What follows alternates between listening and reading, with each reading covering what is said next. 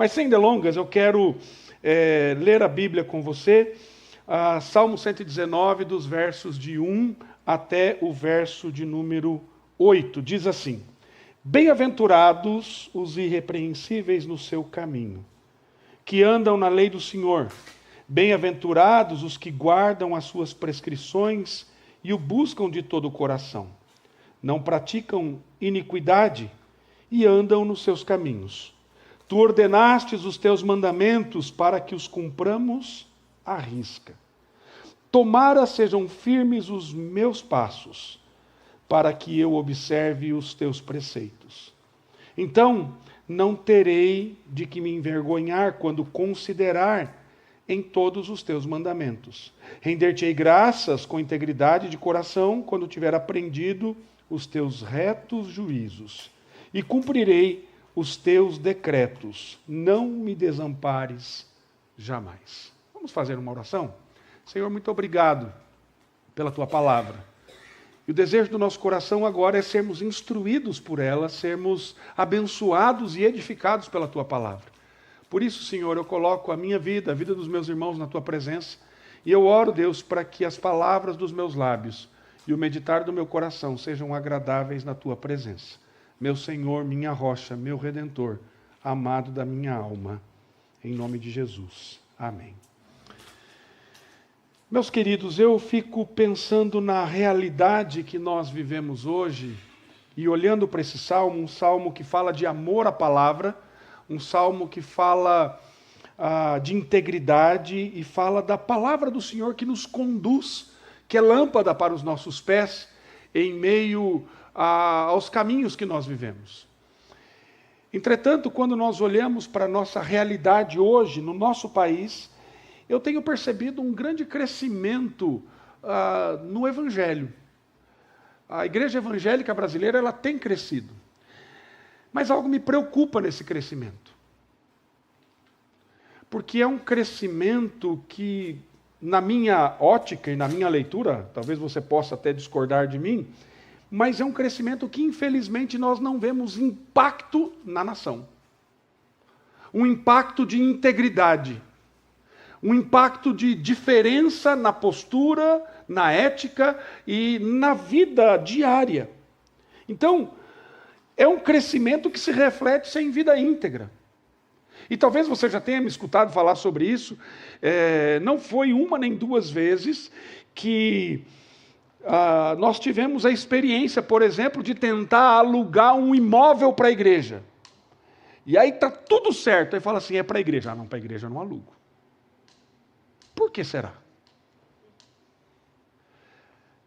Essa história talvez, isso já faz anos, né? Que eu tive essa experiência. Tem uma rua aqui em São Paulo chamada Conde de Sarzeda. Você já ouviu falar nessa rua? É conhecida como a Rua dos Crentes, né? Hoje ninguém mais usa cheque. Mas eu me lembro de ir na Conde de Sarzedas e você vai comprar livro, daí estava escrito lá, não aceitamos cheques. Mas como assim? Porque o crente vai passar um cheque sem fundo? Você lembra do que é? Alguns adolescentes não vão saber o que é isso, né?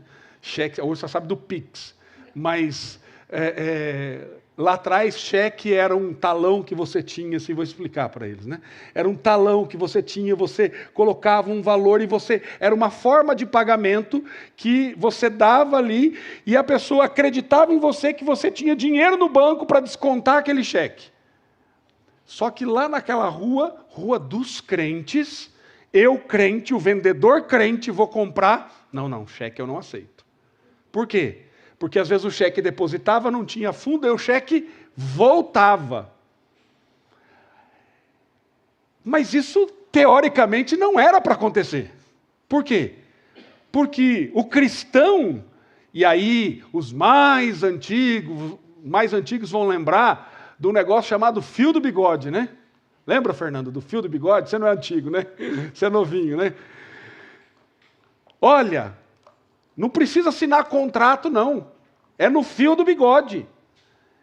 Porque, e aí veja, no passado, os crentes, você sabe como é que os crentes eram conhecidos?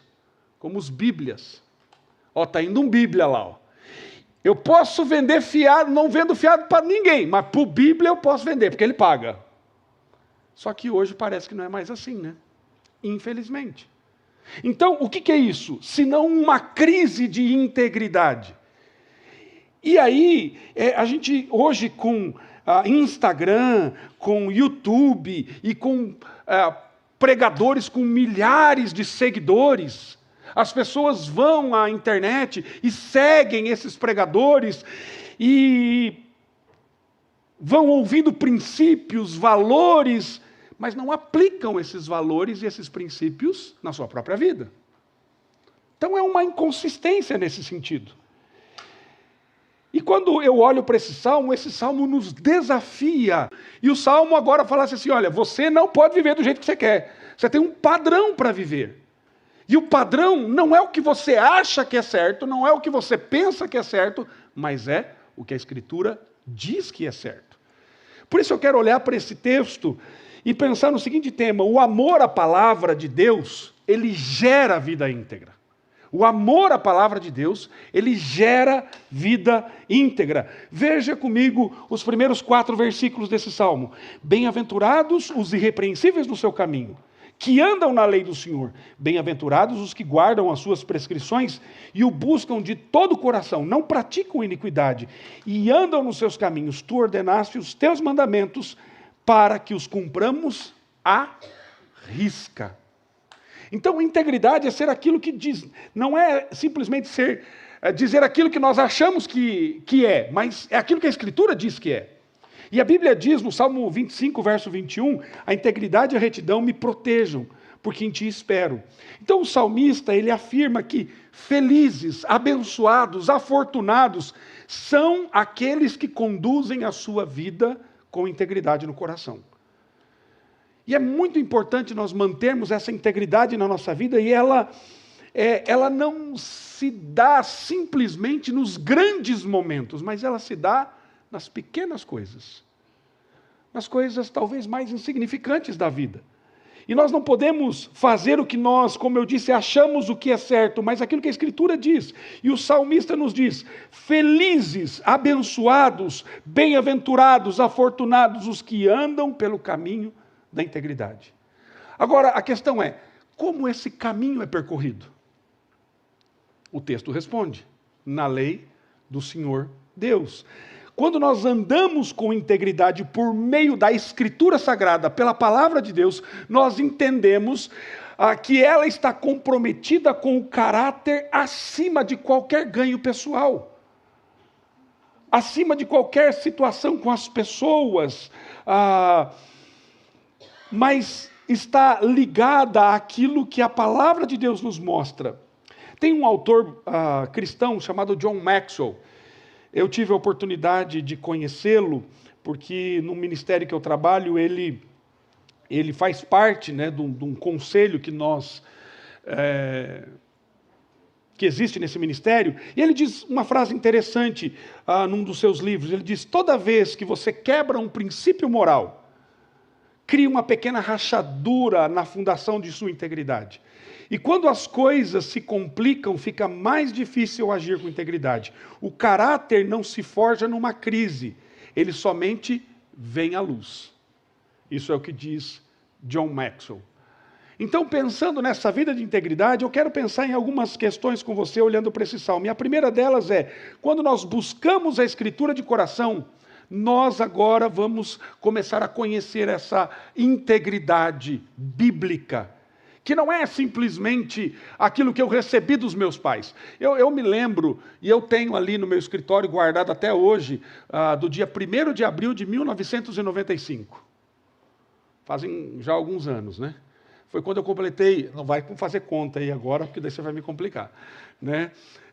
Eu tinha 17 anos de idade, não conhecia Jesus, e o meu pai escreveu uma carta para mim. Meu pai, como a maioria de vocês aqui da igreja sabem, aqueles que são daqui, que veio a conhecer a Jesus 6 meses antes de morrer.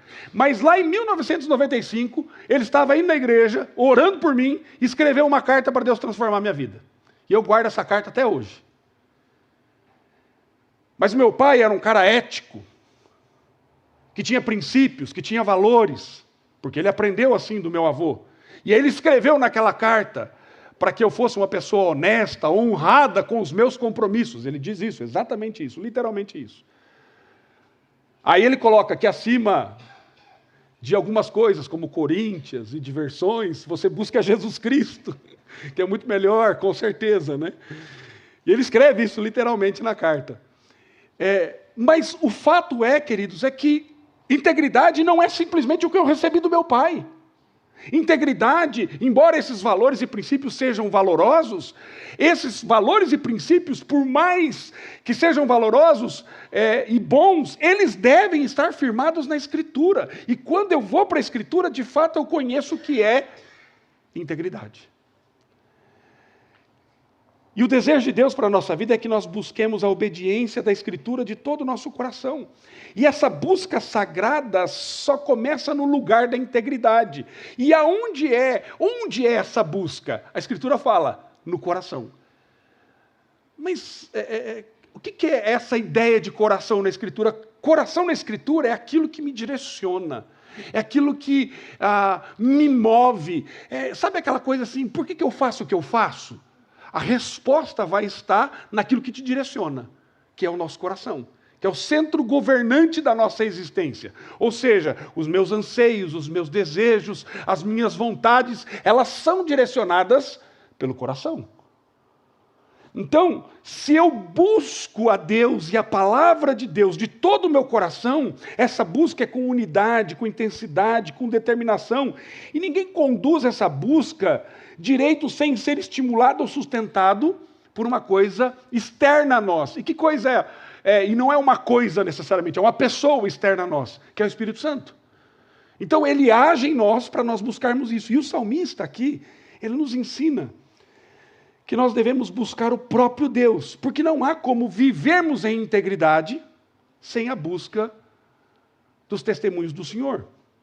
Então, o meio é de todo o coração, com tudo aquilo que eu tenho, aquilo que é mais precioso para mim. É bom nós sabermos que toda a racionalidade falha, todo conhecimento humano falha.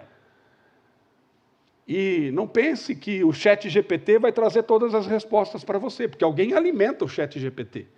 Então, você pode até lá perguntar algumas coisas. Eu estava descendo hoje aqui, e aí meu filho vindo comigo, papai, o que é isso? Eu falei assim, rapaz, isso aí eu já não sei, pergunta no Google, que o Google, o ChatGPT talvez vão ter a resposta. Mas alguém colocou lá.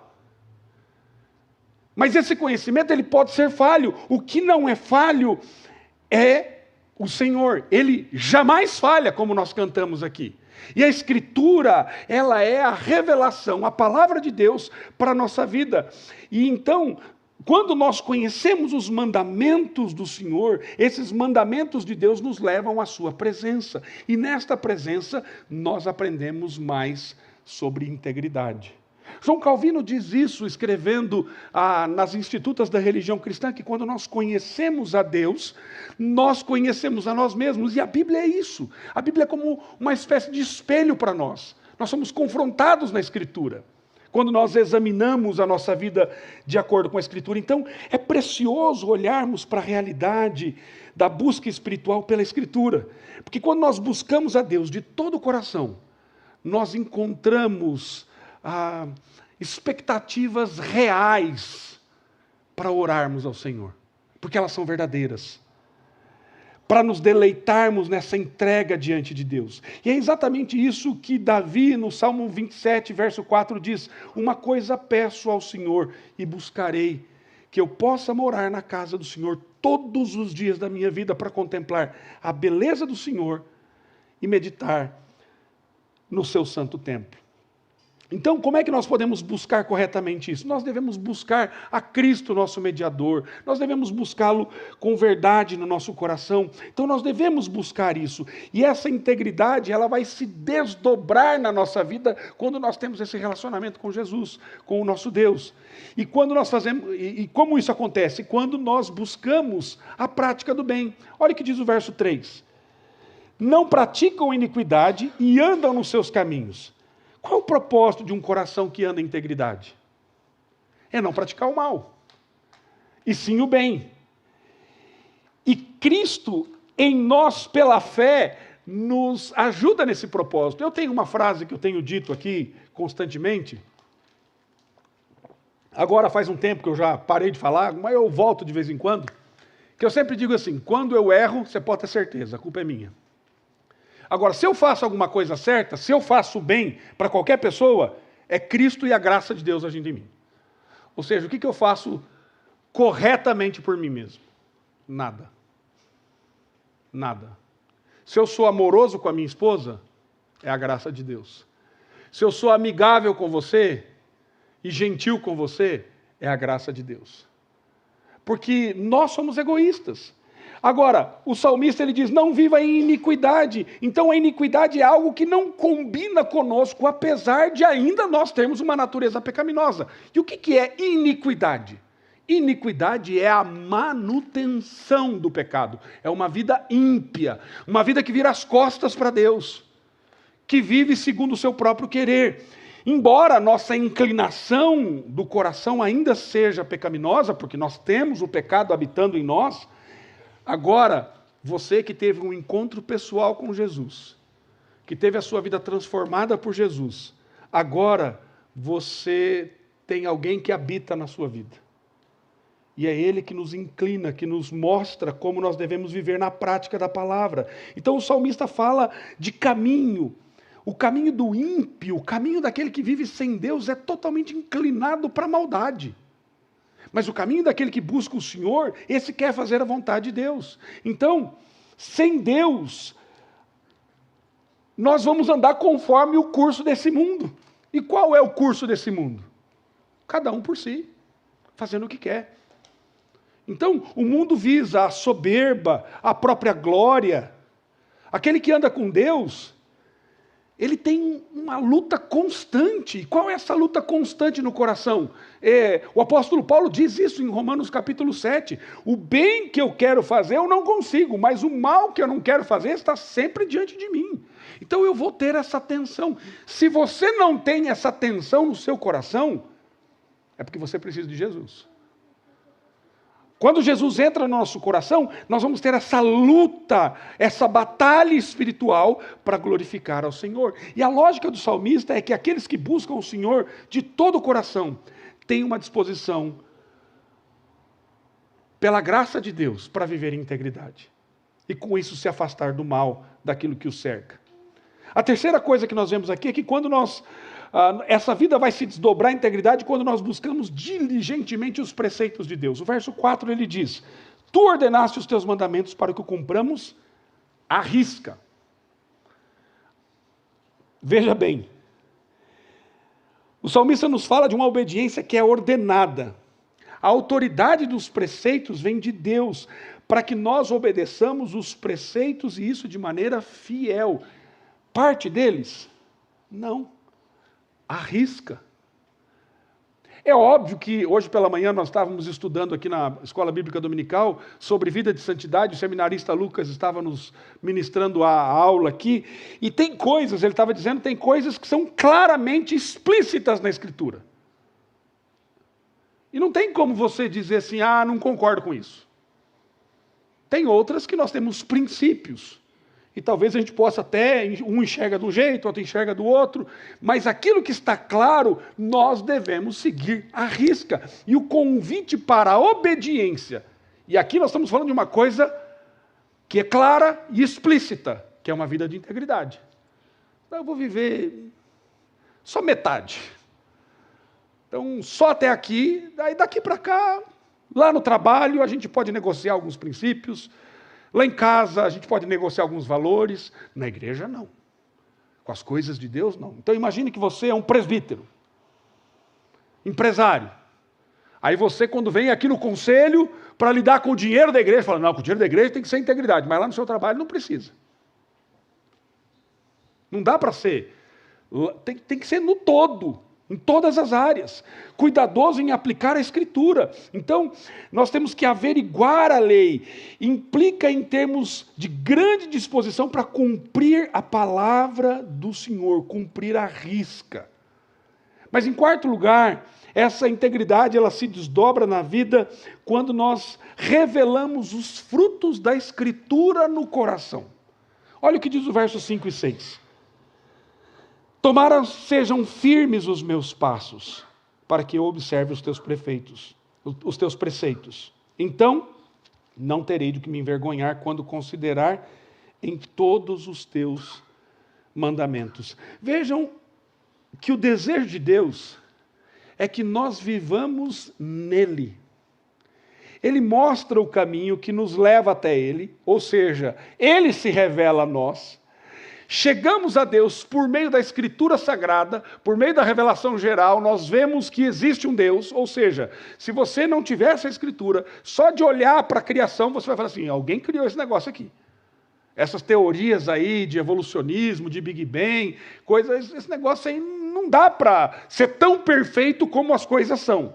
Então, se você não tivesse nada, só isso já provaria que Deus existe. Mas Deus não para aí. Além de se revelar de maneira geral, ele se revela de maneira especial na palavra e por meio do seu Filho, Cristo Jesus. E aí, então, ele mostra o caminho para nós. Então, de fato, Deus ele nos dá acesso a ele mesmo e ao seu reino. E o salmista aqui, ele deseja de maneira ardente que os seus passos sejam dirigidos de tal maneira que ele observe à risca todos os preceitos do Senhor. Esse é o desejo do salmista. Ele sabe que ele não conseguirá fazer isso sozinho. Por isso, a graça de Deus é derramada sobre nós. Por isso eu tenho que buscar a graça de Deus. Porque o caminho do homem é sempre o oposto àquilo que o Senhor estabelece na sua palavra. Porque nós somos egocêntricos, nós somos orgulhosos, nós queremos as coisas do nosso jeito. Nós queremos agradar os outros para ficar com a nossa imagem com consideração das outras pessoas. Mas se o homem não for tocado pela graça, querido, o seu caminho é sempre para a destruição. Por mais que esse homem faça o bem, olhando na nossa ótica e na nossa ética, você pode dizer assim, mas aquela pessoa lá, ela faz o bem. Ela faz coisas boas. E sabe por que alguém faz coisas boas nesse mundo? Porque existe um negócio chamado graça comum, que é derramada sobre todo mundo. E por conta disso, algumas pessoas vão fazer coisas boas sim. Mas não quer dizer que as suas motivações, o seu coração, de fato esteja direcionado para aquilo. E aí nós vamos ver a maldade do nosso coração de fato. Porque o homem, ele busca os seus próprios prazeres. Ele faz aquilo que lhe apraz. Ele não se importa necessariamente com os demais. Se ele se importa com os demais, é porque Deus colocou esse desejo no seu coração. O homem sem Cristo não pode realizar nada, absolutamente nada que seja agradável a Deus. Ele pode fazer dentro da nossa ética alguma coisa que seja agradável, mas a Deus não. Por isso, nada do que eu faça, nada do que você faça, pode nos dar a salvação. Por isso foi necessário Jesus Cristo vir a esse mundo, morrer por mim e por você. De maneira perfeita ele viveu aqui. Lembra daquela figura que existe em todo o Antigo Testamento? O Cordeiro perfeito. E aí João Batista diz assim, eis o Cordeiro de Deus que tira o pecado do mundo. O Cordeiro perfeito, Jesus Cristo, que vai à cruz, porque aí ele agrada ao Senhor, e ele se faz pecado no nosso lugar, para que eu e você agora, que não temos mérito nenhum, nos tornemos, pela graça, merecedores. Pela graça. Agora nós somos aceitos diante de Deus. Então, é necessário o agir de Deus em nós, pelo Espírito Santo, por meio da palavra, para que nós possamos compreender esses preceitos divinos. Então, o salmista ele diz, então não terei do que me envergonhar, quando considerar com todos os teus mandamentos. Eu sei que eu sou pecador, e com certeza você sabe que é também. Mas quando você chega diante de Deus, tem algo que... Quando Deus olha para você, quando Deus olha para nós, Ele vê o quê? O sangue de Cristo, que nos cobre de todo pecado. Isso nós vemos em toda a Escritura. Você lembra lá na primeira Páscoa o que foi feito?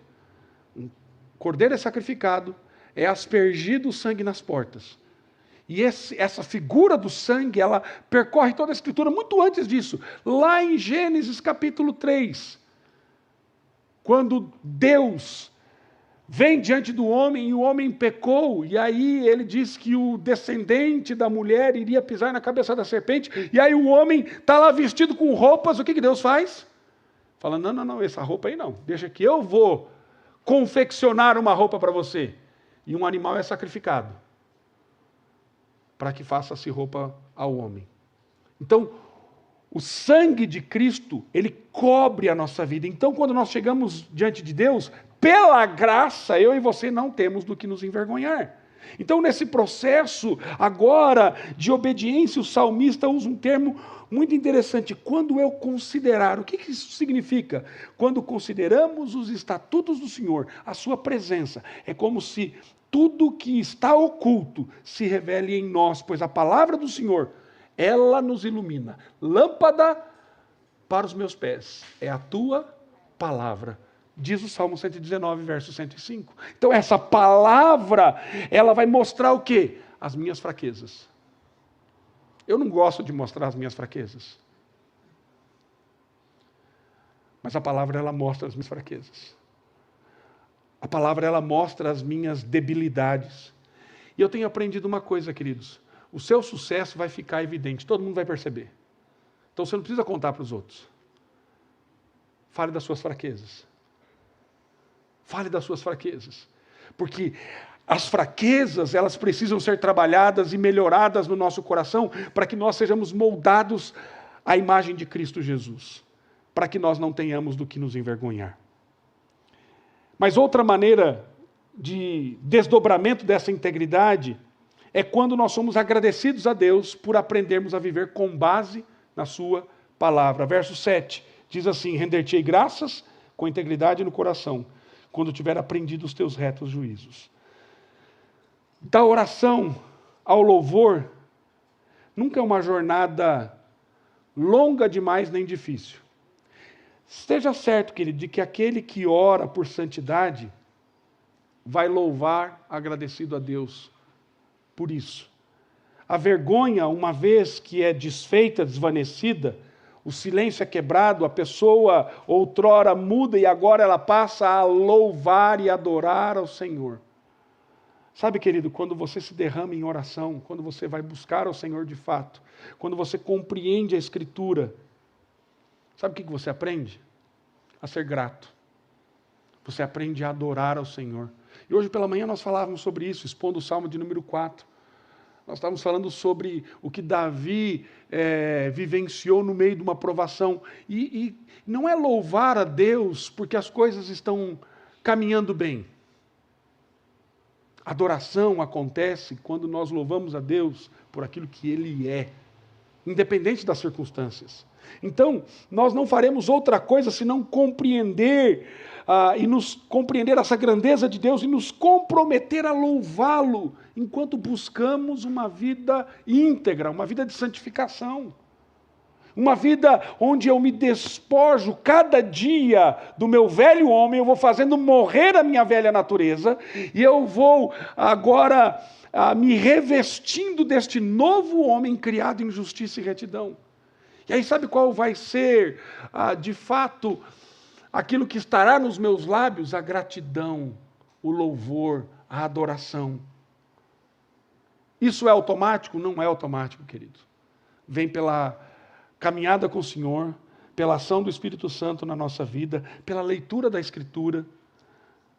E esse louvor, sim, será espontâneo quando nós buscarmos ao Senhor. E por último, essa integridade se desdobra na nossa vida quando nós aprendemos a viver a Escritura. O verso 8 diz assim: cumprirei os teus decretos, não me desampares jamais. Nesse versículo, há por parte do salmista uma resolução mediante a graça de Deus, cheia de esperança. E ele toma uma decisão. Qual é a decisão?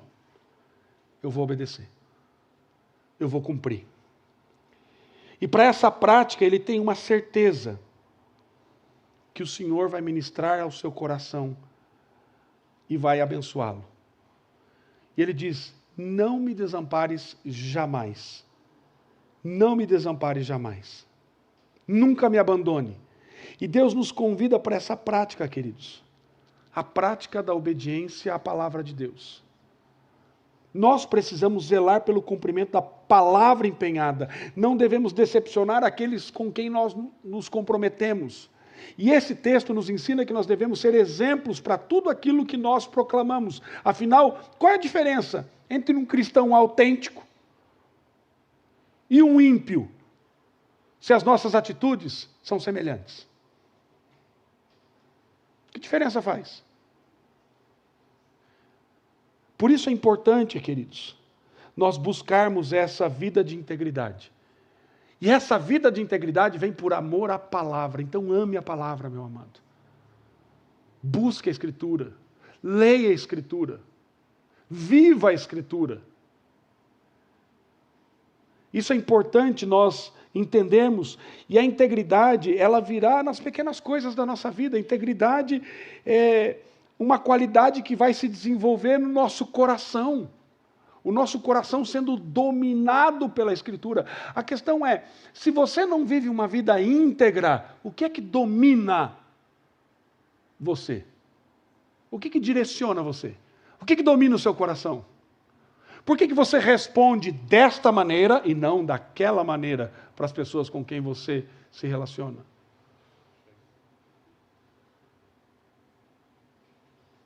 O que domina o seu coração, querido?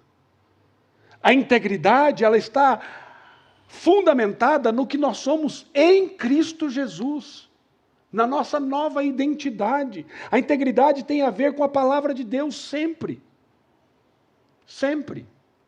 Por isso, meu amado, nós precisamos buscar de todo o nosso coração a palavra, porque nela nós encontramos a fonte da vida. E Cristo nos direciona e nos abençoa nesse sentido. Que o Senhor te abençoe, que você possa olhar para a excelência da lei divina e perceber que nós seremos de fato bem-aventurados quando nós buscarmos a Escritura. Quando nós buscarmos aplicar isso na nossa vida, no seu relacionamento conjugal, na relação com seus filhos, com as pessoas com quem você trabalha, onde você está inserido. Como tem sido a sua postura onde você mora, onde você está, com quem você vive, as oportunidades que você tem. Você tem expressado essa vida íntegra diante de Deus? Que o Senhor nos abençoe, meus irmãos. E que a cada dia nós possamos, como salmista, amar a palavra de Deus e desfrutarmos destas bem-aventuranças de viver uma vida íntegra na presença do Senhor. Sabe como nós vamos conseguir isso? Pela graça de Deus. Mas aí tem uma coisa muito importante. Isso é maravilhoso. Eu tenho dito aqui, esses dias eu estava compartilhando com o nosso conselho, que eu sempre faço a minha leitura anual da Bíblia, lendo toda a Bíblia, mas eu sempre escolho um livro para morar, como diz o pastor Luiz, né, pastor? E eu estou morando em Provérbios agora, né? Já faz alguns dias que eu estou lá meditando em Provérbios. E é interessante, eu estava compartilhando sobre um paradoxo que existe quando nós buscamos a sabedoria, Provérbios fala disso, mas, por outro lado, a sabedoria quem nos dá é o Senhor. E a mesma coisa que nós buscamos uma vida de integridade, mas quem nos dá é o Senhor. Isso é maravilhoso, queridos. É um princípio muito sábio, por quê? Porque se Deus só me desse isso e falasse, ó, pronto, está aqui, ó, um toque de mágica, você agora é santo, não teria iniciativa nenhuma nossa. Mas o Senhor, Ele diz, busque, e Ele dá. Busque, e Ele dá. Que o Senhor te abençoe, em nome de Jesus. Amém.